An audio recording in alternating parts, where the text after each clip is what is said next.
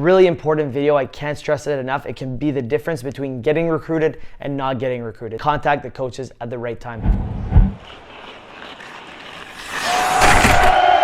What's going on, guys? This is Braden from Advanced Bit Hockey Advising here, and today we'll be giving a full league by league breakdown of when the NCAA and junior coaches start recruiting. Enjoy, guys. I can't stress how incredibly important this video is. Originally, we were going to do this for AHA+, but honestly, I feel like it's so important that the mass audience needs to see this. This really can be the difference maker between you getting recruited and not. So knowing this info as to when teams start gauging, when to start, the recruiting process league by league, that's really going to make a huge difference whether you reach out to them at the right time, get recruited, get signed, and all this stuff, and whether you don't. Okay, so really important. Keep watching this video here. Super important for you to actually have the chance to get recruited moving forward. So don't skip out on this video. It's one of the videos I really encourage you guys to watch all the way through so you know the information. Now guys, what would an AHA video be without me asking you to absolutely destroy that like button? And if you're new here, consider hitting that subscribe button and notification bell so you never miss another video moving forward. With that out of the way, let's dive right into the breakdown here of the different leagues when they start recruiting. All right, now let's start with the one that everybody wants to know, and that is NCAA D1. So how it works for NCAA D1 is that there's specific rules set in place that coaches have to follow to abide by the guidelines. So the first one is that NCAA D1 coaches can't start talking to you until your 15-year-old year, January 1st. If you try reaching out to them, anything like that, even parents, they can't respond back to you legally by the rules. Now, a loophole around this is to have an advisor or coach reach out for you just to put your name out there, and coach will say, okay, like I'll watch them and stuff, but they legally cannot start talking to you until January 1st of your 15-year-old year. And then moving on from that, they cannot commit you until August 1st of your 15-year-old year. So after January 1st, they start talking to kids, all that stuff, especially the guys that they're really interested in. I've seen it like where guys call them January 1st or they call them January 2nd. Like it's really quick if they're really interested in you. So they'll have a conversation with you, you'll talk to schools, all this stuff if you're a really good player. And then when August 1st rolls around, they start committing guys. Now,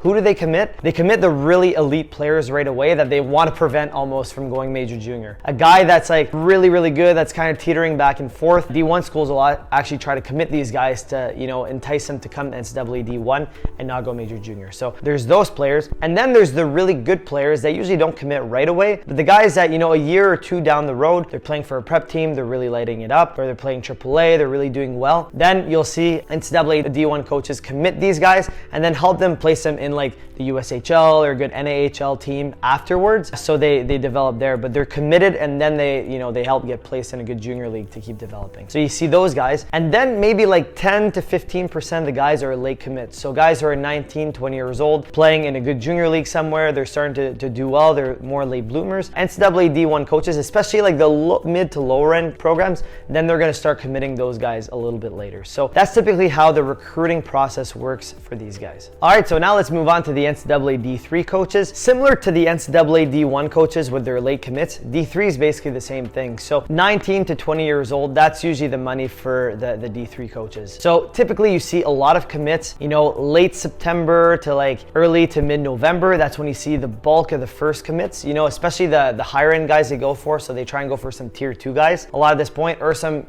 tier 3 guys that are really lighting it up in their league. So they'll commit those guys. And then you see a bit of a lull in December, January, February. You do see some commits, but not that many. It's year round, obviously, but you see the bulk of the commits, the dates we mentioned. And then after that, I'd say like March to April, all the way till like June is another like hot spot to commit a lot of guys that they were iffy on or whatever, and then they finally say, okay, let's bite the bullet. A couple of other guys didn't come. We like this guy, and they commit these guys. You do see some in July and August. Actually, I was a prime example. I committed to Western New England. I think it was like late July, so super late. I wouldn't recommend doing that. If you can, definitely get your commit earlier than that because it makes your life a lot more simple. But you do see that too. So it's really a year-round thing with a couple really big hotspots in the middle. So that's kind of how the D3 process works. One exception to this is NESCAC schools. So they typically go for prep hockey players. Now, again, there's exceptions. They go for junior guys as well, but a bulk of them is like prep hockey players. They're really good academic schools, so they go for really good students. They typically get these guys guys to apply in their senior year of high school and go right for the next CAC school, or in their post-grad year in prep school, and then they go there. They typically get younger guys, but they also get a bit of a mix of junior guys too. But I want to make that exception just because it's a little bit different for the NESCAC. All right, now moving on to our first junior league here, and that is the USHL. Now, the USHL is a bit of a different beast. You can't just email a coach your highlight video and expect them to sign you right away. It's not like most other junior leagues. It's its own thing. It's the best junior league for NCAA hockey, so it's a bit different how it works. Typically, like their recruiting is like year round. They have scouts everywhere. They have eyes everywhere. If you're really good, they will find you. You know, they really have scouts looking everywhere to get the best players, right? It's year-round recruiting, but typically to be signed by a USHL team, you need either like an advisor or a coach that knows the team really well. You need to be a really, really good hockey player, like really solid to sign in there. Or you need, and this is the most common, NCAA D1 coach pushing you to go there. So let's say D1 coach really likes you. He's either committed you or he wants to commit you. His intention is there. They're usually going to call a USHL team that they know really well and say, hey, I got this kind of player. I'm interested in committing him, or I've committed him. Will you take this guy? Is he the right fit? And they'll call a few coaches until they find a good USHL team for you, and they're going to place you there. That's most of the time. I'd say 90% of the time that's how it works. Not always. Sometimes you can get in when you're a bit older and all that kind of stuff, and get in on your own if you get invited to camp and you perform well and all that stuff. But typically it's usually pushed by an NCAA D1 coach or your AAA coach that knows a coach or something that you get a camp and you do well. That's how it works for the USHL. Moving on to our next set of junior leagues here, and that is the BCHL and the AJHL. Now, the reason why I lump these guys together is that they really started the recruiting around the same time. So I would say early January is when they really start going hard. They do a little bit before that. They see a really elite player that they love, they're gonna sign them before that. But typically, this is when they really start going hard, and then they typically wrap up like in March, I would say, the bulk of their recruiting. So it's really important if you're targeting these leagues to start really early January, to start sending your video out and stuff like that. Now for BCHL, very solid league. A random email typically doesn't work with them. It has to be from an advisor they trust, a coach they trust, sending them the player's info, and from there they do more digging on the player. And if the player is really good and they trust the advisor, coach, whatever it is, then they're gonna sign them off the gate. If not, they're gonna, typically invite you to camp or something like that. But if you're from Ottawa or Quebec or New England, it's not really convenient to go all the way there just for a camp that's not guaranteed. So typically you only want to go there if you have a really good shot or if they're signing you right away. So something to keep in mind for the BC. The AJ is a little bit more lax just because it's a really good league, but a small step below the BC. If they really like you off a video, you can actually contact these coaches on your own, and most of them do respond. If they really like you off a video, if they speak to your coach, has a lot of good things to say, all that stuff, you can get signed right out of the gate with these guys. BC, it's more of like a who you know league with the advisors and coaches. AJ as well, but not quite as much. You can do it on your own if you are contacting them, but it is a bit harder to do it on your own. Typically, that's how it works for these two leagues here. All right, now moving on to the NAHL. Now, the NA is a great league as well. These guys typically start recruiting a little bit later than the BCHL and AJ, which is why I put the BC and AJ in their own category. NA is usually like mid to late February. That's when they really start, and they go heavy until, honestly, all the way till the end, until August. If there's a really good player that comes around in their camp in August, they will sign this guy out of training camp.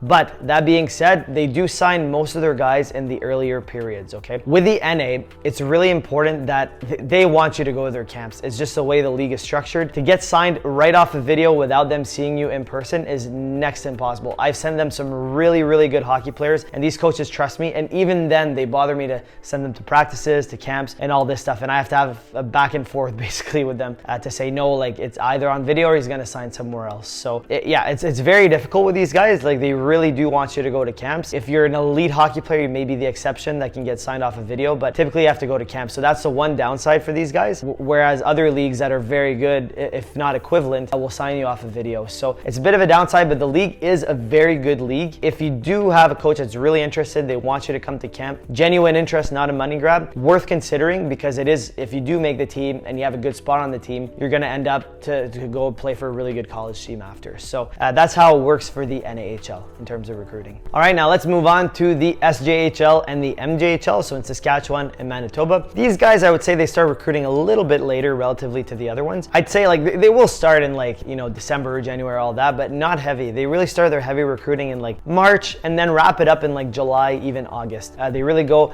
all the way till the end of summer until their team is made. So for these guys, how it typically works is they sign guys straight off a video. They know most guys don't want to go all the way to Flin Flon or, you know, the middle of nowhere in Saskatchewan to do a tryout and all that stuff if they're from far away. If they like what they see off a video, your stats check out, they talk to a couple of your coaches in the past, they say nothing but good things. If they really like the player, they're going to sign them straight off a video. So this is a pro with this league. Now the con is other leagues that do a bit more research, that want you to go to their camps, like the NA for example, they're ranked a little bit higher. But if you have a team that loves you, let's say in the Saskatchewan league, absolutely loves you, they're signing you, they want you to be a top 3 forward, all that stuff, power play, PK, whatever it is, if they give you the works like that versus an NA team that's not sure about you, I'd say in this case, you're better to go off to an SJ team that absolutely loves you, dominate in that league, and from there, you can get a D1 commitment if you really do great in a league like that. So in that case, I would say it does make sense. The recruiting process is a lot easier. So in that case, I would say worth it to go to. That's basically how the SJ and the MJ conduct themselves in terms of recruiting. Next on our list here is the CCHL, OJHL, and NCDC. The reason why I lump all these guys together is that their process is pretty much similar across a whole board. So they start recruiting, you know, I'd say around February, they start diving into it, but March is like their heavy recruiting period.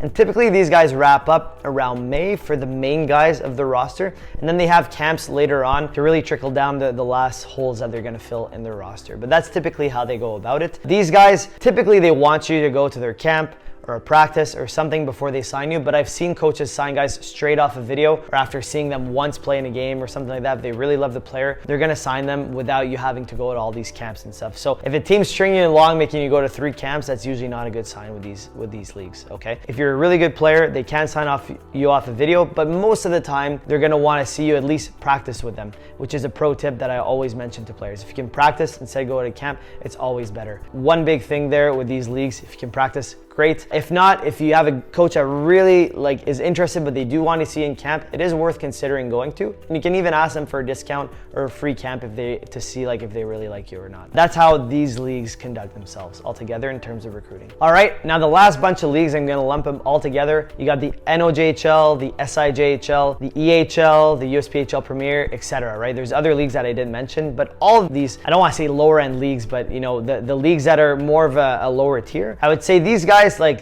some of them have great programs, good teams, especially when it comes to going D3. They're very good at that. These guys typically start recruiting, you know, they start fishing around March or whatever, and then they recruit all the way until, you know, their team's made and the season starts in August or September. So it's really like these teams know that they're a bit lower tier, so they start a little bit later and they just look around for players that are either get cut by the higher teams or just a player that comes around that's pretty good. They'll sign those guys. So for these guys, if you're actually a good player, you can get signed off a video quite easily. It's very rare that an EHL team or an NOJHL team or USPHL Premier will be like, hey, you have to come to our camp first. You have to practice with us first before we sign you. These guys, I don't want to say desperate, but they realize where they're at in terms of position. So if they see a good player off a video, they're going to sign you. If I call a coach and say, hey, I got a good player for you, and they trust me, they're going to sign the player, right? They're going to do that. That's typically how these guys operate. If you're a good hockey player, you're decent, and you want to go to a team that's a bit of a lower league, but that a team where you're going to play a lot, then typically getting signed isn't too hard with these programs here. All right, guys, so that wraps it up for our league by league breakdown here in terms of recruiting. This is probably one of the most important videos that we made, like I mentioned earlier in the intro. So really, if you're not sure, if you didn't catch all the information, circle back through this video so you know when the right time is to reach out to these coaches and get recruited. Really important video. I can't stress it enough. It can be the difference between getting recruited